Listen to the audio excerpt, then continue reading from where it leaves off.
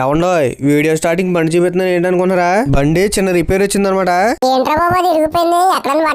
మా తమ్ముడికి ఆత్రం అక్క సడన్ బ్రేక్ వేసేసరికి ఇరిగిపోయిందంట. దాంతో పాటు బ్రేక్ స్విచ్ కూడా కట్ అయిపోయింది. తమ్ముడు కదా ఇంకేమంటాం కాంప్రమైజ్ అయిపోయింది. ఇంకా తప్పదు కదా అని రిపేర్ చేయడం మొదలు పెట్టాను. వచ్చా అంటే వచ్చు, చిన్న చిన్న మైనర్ కంప్లైంట్ లేని ఉంటే చేసుకుంటాను. మళ్ళీ నువ్వు ఒకటి మా వాడికి చేసిందంత చేసి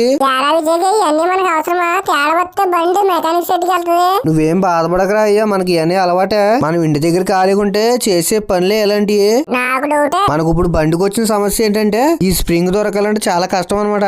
మనకు కావాల్సిన వస్తువుల కోసం నడకయాత్ర ప్రారంభించాం షాప్ దగ్గరికి. తోడుగా మా తమ్ముని తీసుకెళ్తున్నాను.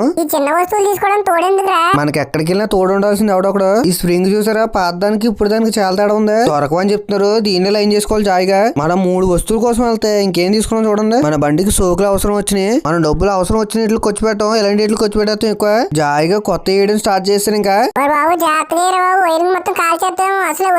అరే బాబు నాకు తెలిసిరా బాబు, నువ్వు మూసుకుని ఉంటావా కాసేపు? ప్రతి ఒక్కడు నీతికోవాలి చెప్పేవాడే. వచ్చినోడికి చేయరా బాబు అని ఎంకరేజ్ చేసేవాడు ఉండడు. మొత్తం మీద కంప్లీట్ చేశాను. అవగానే బైక్ వాష్ చేసి పక్కన పెట్టాను. ఇంకా ఉంటానండి, అయితే మళ్ళీ కలుద్దాం.